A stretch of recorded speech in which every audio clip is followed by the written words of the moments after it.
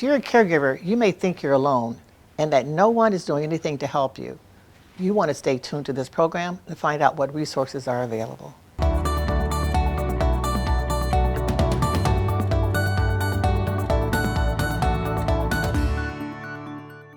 If you're a caregiver, you don't want to miss this program. We have with us today Max Mablum, who is founder of Givers. And this is a program that helps you get money, and it's free of charge. Max, thank you so much for being here with us today. You flew all the way in from New York City to be with us, and that just says a lot about your commitment and your dedication to the work that you do. Tell us a little bit about you and what is Givers? Sure, happy to. And yeah, always happy to take the fight, especially for AARP. They've done so much for Givers to support us and support caregivers. So a little bit about my background. I have my own personal experience with family caregiving. And I saw my own parents kind of put their lives on hold as my aunt battled cancer during COVID. And I was living with my parents at the time and saw how intense it was. And I have a background in digital health, so I really quickly realized that there was a big opportunity to build something to support family caregivers. And so Givers was born in 2021, and we've been helping support caregivers across the entire country since then. When you say to support caregivers in your digital background, what did you see that was missing? Navigating through any infonet, intranet, any kind of system is a challenge for young people. Yep. It's even more of a challenge for a lot of, not all, but a lot of older adults. Yeah, I experienced it myself. During the day, I was helping build a telehealth solution. So we were really focused on lowering the barriers to accessing great care and making it digitally first, but also easy and accessible. And at night, I was helping my parents try and find different support programs, looking through insurance, looking through government programs. What I ran into was a web of 404 pages, links that I have to click through to get to the information I was looking for. And I really saw a juxtaposition between day and night for me. And that's when I realized what the power of the work I had been doing in digital health and how that can be applied to caregiving to really lower the barriers to finding support. Define digital health. Digital health is so broad. It can mean having devices in your home. It can mean telehealth solutions. It can also mean services and programs that help you access support. And that's what Givers is. So you were already in that field. Yes. And then the personal experience helped you to elevate systems to figure out how to more easily access and navigate for folks to access and navigate the help that they need.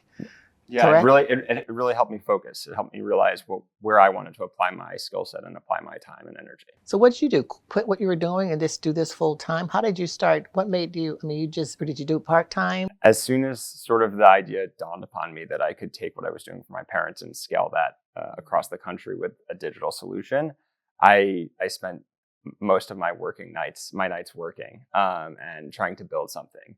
And before I knew it, I had a website up and thousands of people were coming to this website. I had spent very little money on marketing and people were just hungry for support. And so I decided to make the jump. I took the leap and started full time in 2021 on Givers. And we've been so lucky. We've gotten support of many investors. AARP is one of our investors. So having the support of great people and a great team has really just helped us kind of scale that mission, but it still stays the same as what it was at day one. And your passion for this is obvious because you're not charging people a dime to access this information. Right, yeah. The problem that I found is that a lot of support does exist. It's hard to find. And when you're in the middle of caring for a loved one, which I saw with my own family, the last thing you need is to be looking through different difficult websites to navigate to find the support that you deserve. And if it's out there, it should be put in front of you. And so we've thought about TurboTax. We thought about Netflix and Amazon and all these other comparables we have in our lives where you can go online and in the click of the button, get the thing that you're looking for. And we want to bring that to the people who need it the most. Wow. So tell us how it works. What do people need to do? That is just, when I heard the story, because I'm involved with the Innovation Lab at AARP, and I say involved, I'm just a stalker. That's how I'm involved. And I love the work that they do to help businesses all across the world, really, that are advocating for older adults, to put a spotlight on them and to give them support. And that's really what happened with you. And you had to do a pitch contest. It wasn't just like, oh, call AARP, here's an idea.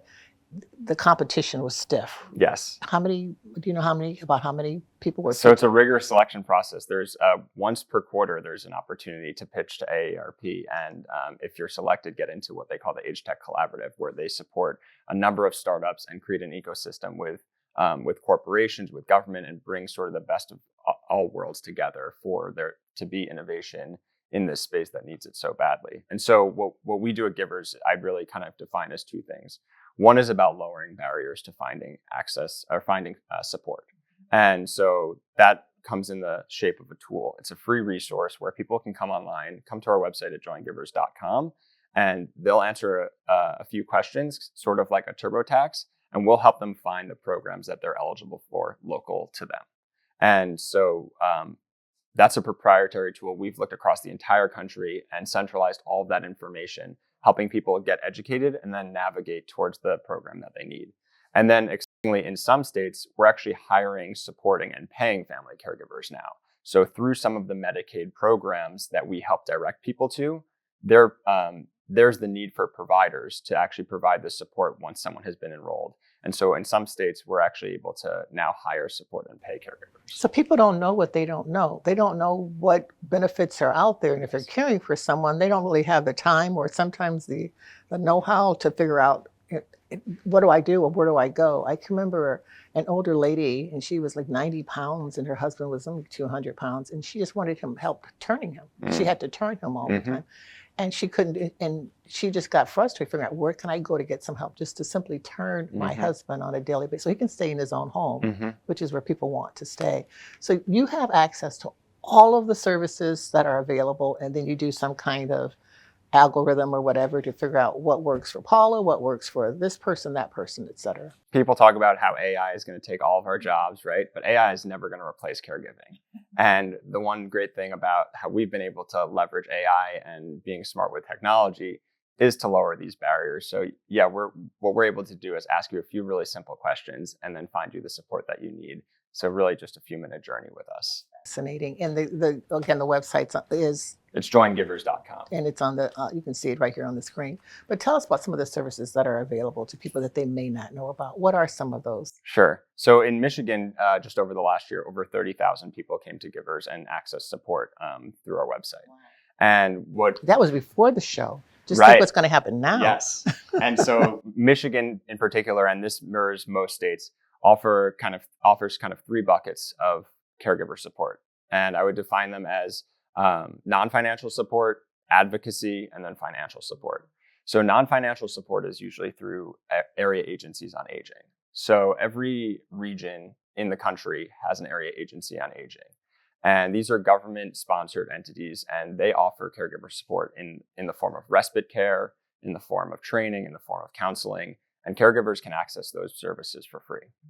The second bucket is advocacy. So in Michigan specifically, there's the Michigan Ombudsman Program.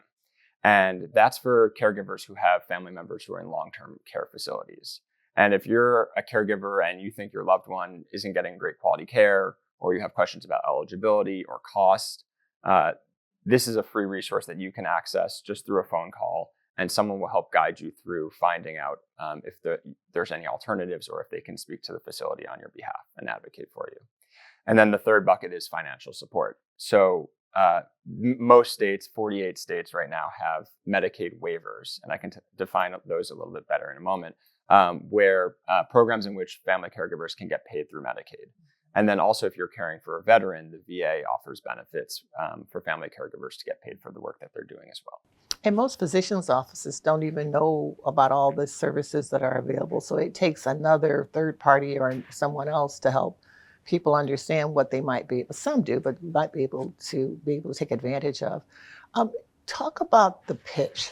What exactly was involved with the pitch? And I mean, how much time did you have? Because there are people out there with all sorts of ideas. We want to encourage them as well. We want to get back to talking about the caregivers, but talk about the pitch competition.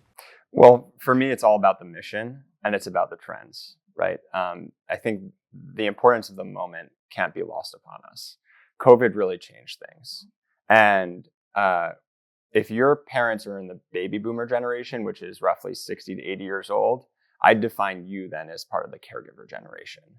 And why are you part of the caregiver generation? Well, there's a few things happening. For baby boomers, we've got lifespans are extending, and they're aging into the 65 plus population, which is in the middle of doubling right now. And then on top of that, the cost of care has gone up so significantly. Long-term care facilities are cost prohibitive. There's been a major labor shortage with professional caregivers. And so it's basically impossible to find someone to come and support you. And family members are taking on more and more of the burden. And one of the things that we believe at Givers is that the burden isn't actually about caring. It's about all the other stuff that happens around it. And so we believe if we can solve those problems, we can allow caregivers to focus on the care. And I saw it in my own family. There wasn't a moment where we didn't enjoy sitting with my aunt and being there to help her. It was when you had to step out of the room and when you had to make the phone call or you had to go on the website and try and do that other thing. Right. That was the burden. Right. That's very powerful and so true. You know, I can remember going to the Asian American Pacific Islander community and talking about caregivers, going to many in the African American community. They didn't even know that they were a caregiver. Mm-hmm. It's my mom. It's my dad. It's my grandpa. Yes. That it's just what we do. Yeah. And we define it as caregiving. It's just their loved one and they're helping their loved one do whatever they needs to be done. But it's the other things. Yeah. And the late First Lady Rosalind Carter, who's a champion for caregivers, has a great quote, which I'm sure you're aware of, is that there's only 4 types of people in this world. There's people who are caregivers, people who will be caregivers, people who have been caregivers, and people who will need a caregiver themselves. Exactly.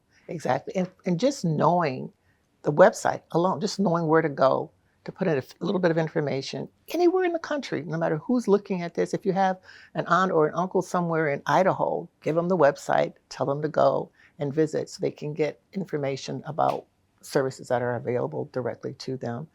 I'm so impressed with you, first of all, because not only did you follow your passion, you were in this work, but the family, this says a lot about you. What would you say to people who are struggling right now in terms of providing care? What kind of encouragement would you? Well, the first thing I would say is you're not alone. As AARP has made us so very well aware, there's 53 million Americans who are caring for a loved one. So you may not talk about it, but your friend, your neighbor, your cousin, someone else may be feeling the exact same way that you are. So the first thing is always feeling supported and feeling known, feeling seen. And then the second thing is that support is here. I've talked about the trends about why caregiving has become such a big thing. There's also a trend of sort of support to meet that new demand. There's companies like Givers that have started. There's companies like AARP that are creating ecosystems for support. There's government programs that are coming up. Out of the public health emergency during COVID, 48 states kept programs that pay family caregivers. And so really the paradigm has shifted and the conversation has changed. So it's no longer something that you need to feel embarrassed about or guilty of. Emotions are complicated, and we see it with the caregivers that we support. People feel different ways about the care they're providing, and that's part of the journey. And we're there to help for any part of that. Absolutely. I know AARP has been in this business for a very, very long time. What do you see in your business as the next step or the next evolution to the work that you're currently doing? Because I can kind of hear the cycle of your brain churning, saying there's more, and this is phenomenal. Mm-hmm. I mean, but what's the next version of this? I think we're changing into a society of caregivers, right? And I talked about this caregiving generation, and we as a country need to prepare for that caregiving generation. And there's a role for private innovation to play in that preparation. And so for us at Givers, we want to look at how we can leverage technology to make the care experience better and easier, and to allow people to thrive as caregivers. For so long, being a caregiver has been something that stifles a career or stifles a lifestyle or stifles personal goals. And if we can remove a lot of the burdens that surround providing the care to the person you love, then I think we can really change society for the better. And to that end, I think it was Kellogg Foundation a couple of years ago did a study that showed the average caregiver spends $7,500 or so mm-hmm. of their own money mm-hmm. Out-of-pocket expenses. And if you have brain health or dementia, that number goes way up. What are you doing with employers? Are employers embracing this, like putting it on their HR websites? Are you connecting with employers at all? Employers definitely have a big role to play here. Uh, Caregiving is one of the biggest burdens for people while they're working, and it's taking away time and productivity and attention from work. And employers need to play a supporting role here. So at Givers Direct, we don't work directly with employers. We do make our tool available and make sure employers are aware of us. But there are other great companies that have come through the Age Tech Collaborative that I'm aware of that partner directly with employers. And those are benefits that employers are offering to their employees. And again, I think this really sort of hits home the message around support is coming. Employers are recognizing this as a need, and there are solutions that are being built to fill that need. One of the things that we're doing currently is creating a website, a very easy to access website for employers that we will be sharing with them to share with their employees. We'll be like certain that Givers is on that resource sheet. Just same thing that you're saying. Employers sometimes don't even know they're dealing with a multitude of their HR departments, are dealing with a multitude of issues. But just a quick website to say, if you have caregivers in your company, here are some places they can go to get help. We'll make certain that Givers is on there as well. Yeah, and we take surveys all the time. Every year we do an annual caregiver study, and we survey over 1,000 caregivers in November for National Family Caregiving Month. And one of the things we found in the last survey for 2023 was that caregiving is one of the top reasons why people are considering leaving the workforce. And so it's really a tough decision that people are facing. And so if employers can find ways to support their caregiving employees, they'll do better as an organization. You talked a little bit about getting paid. What are some in Medicare? What are some of the parameters around whether or not a caregiver can or cannot get paid? Yeah, so these are Medicaid programs. So Medicaid, and this can get complicated, and this is exactly why Givers exists, right? Most often, people, when I start talking to them, don't know if they're on Medicare or Medicaid. So we've got to even start there sometimes. And Medicaid is a health insurance program for low-income individuals offered across the U.S. It's a state-run program, though. So the federal government funds Medicaid and matches the state's dollars going towards this program. And every Medicaid program has to follow the federal government's rules. But each state can ask for an exemption to those rules to offer different things. Those are called Medicaid waivers. And in Medicaid waivers, all of these states have found ways to ask to the federal government, hey, can we allow people to get paid as family caregivers? And so the parameters here, if you're taking care of a loved one who's on Medicaid and they meet a certain level of care need, most often that they require nursing home level of care. So we're showing to the state that, hey, this is someone who would need to be in an institutional setting if it were not for the family caregiver, and we can keep them in the home, then you might be eligible for this program. Sometimes the programs require that it's a condition specific. So it may be focused on people with dementia, it may be focused on people with physical disabilities. There are some programs for children with intellectual and developmental disabilities. And so programs often have specifics, but it's most often about showing that we're keeping someone out of a facility in the home. And if that's the case, a company like Givers can help you get enrolled into these programs.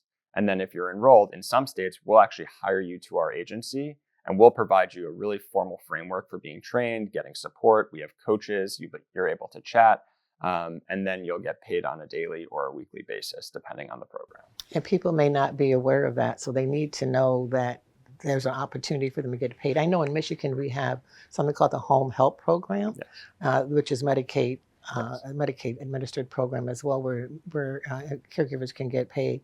How do you define? You've talked about this a little bit, so people just go to the website. That's all. But how do you define a caregiver? Is it?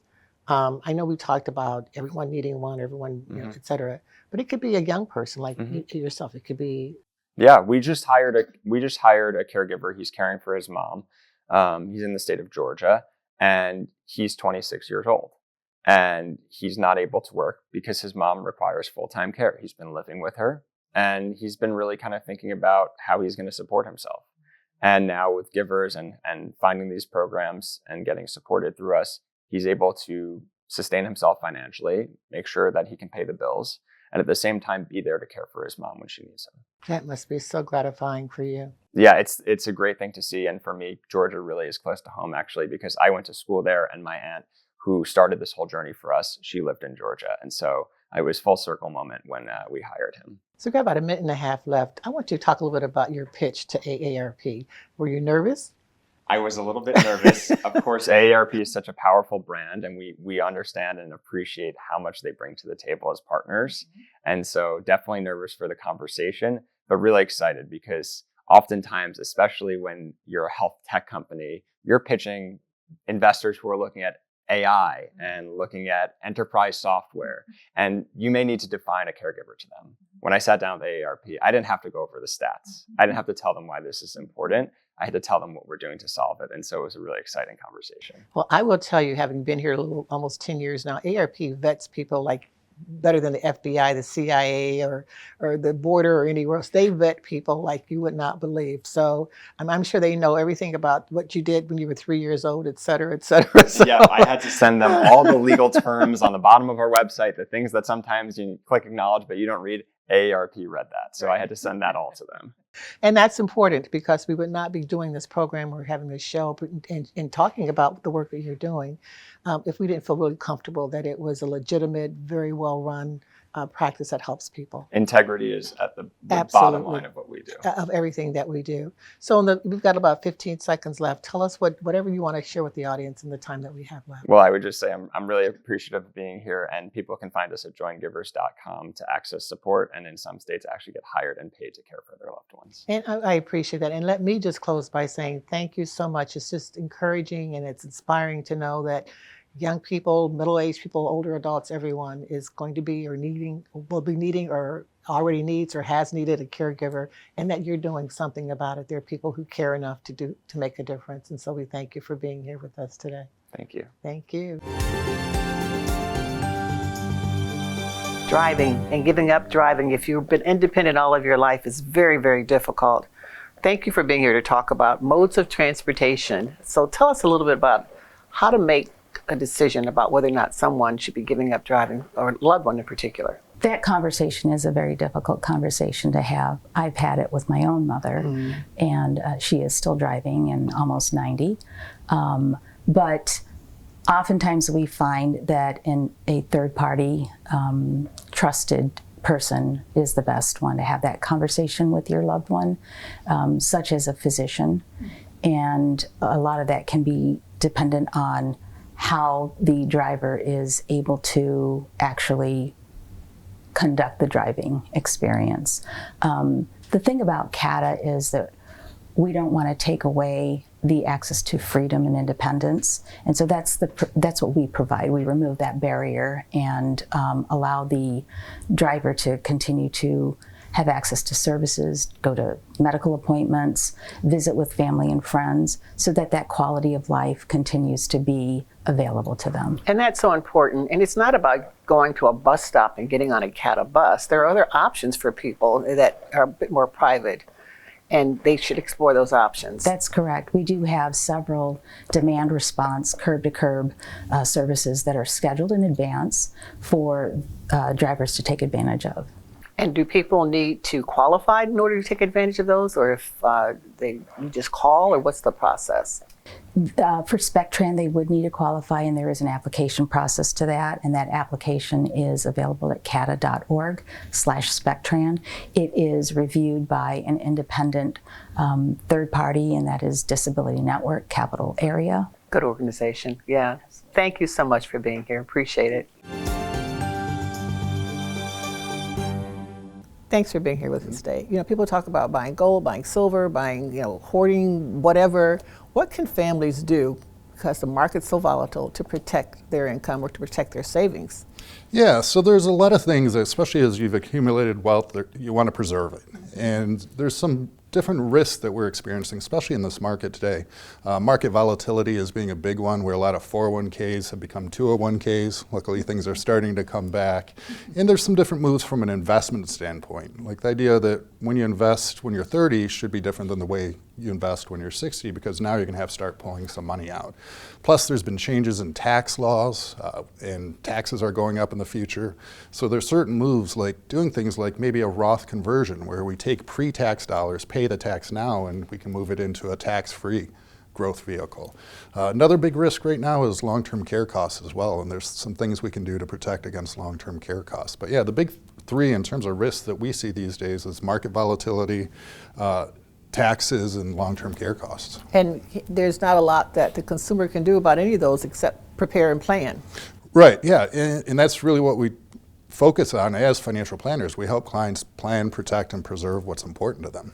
And the long-term care cost is something that people don't often think about. They might think about having a little nest egg over here when they retire, but not the long-term care. Yeah, long-term care costs are just skyrocketing. Right now, a nursing home could cost $10,000 to $15,000 a month, and 1 out of 2 people set foot in a nursing home. And the average stay in a nursing home is about 2.5 years. Now, not everyone goes into a nursing home, but I had a client, sat down with her, and she was talking about her mom who'd been in a nursing home for 17 years. Wow. And was she ready for that? No, I don't think anyone can Anybody's be ready. for that. That's, regardless of Medicaid, Medicare, Social Security, you've got to make certain that you plan. Yeah. I appreciate you. Thank you so much for being here with us today. Thank you. Hello, my name is Tim Palmer, physician assistant with Great Lakes Center Rheumatology, and today I would like to talk about knee pain associated with osteoarthritis. What is osteoarthritis? Osteoarthritis is where the knee is affected by factors such as surgeries, trauma, obesity. It can even be everyday activities such as sports when you were younger, or standing on a factory for your entire life and your job. It's basically the soft tissues in the joint eroding away, causing pain. The good news is despite the fact that we're all susceptible to osteoarthritis pain, is we have multiple different treatment options to help. So initially we would start with weight management, such as diet, exercise, and occasional use of NSAID medications, which would be Motrin, Advil, naproxen, and sometimes some prescription strength medications, such as Celebrex or Mobic. We would also add physical therapy, as it shows that strengthening that joint helps to alleviate pain as well. With patients that have pain after those modalities, we would typically get an x-ray first to rule out if there's anything else going on. After that, we have injections that can help alleviate pain. So cortisone injections, that's a steroid that we directly inject into the knee capsule, and that provides anti-inflammatory properties. After that, we do have what's called viscous therapy injections, and this is typically a series of injections, which is 1 a week for about 3 to 5 weeks. And this is a thick viscous gel that is used to simulate the synovial fluid that was once in the knee. That promotes smooth articulation and, again, corrects pain. So despite the fact that we are all affected by osteoarthritis pain, as you know, we have multiple different treatments to help manage that. This was such good information. It touched my heart, and I hope that you will share the information with other people who are caregivers, other people who need the information that you've heard today. Thanks for watching AARP, Real Possibilities.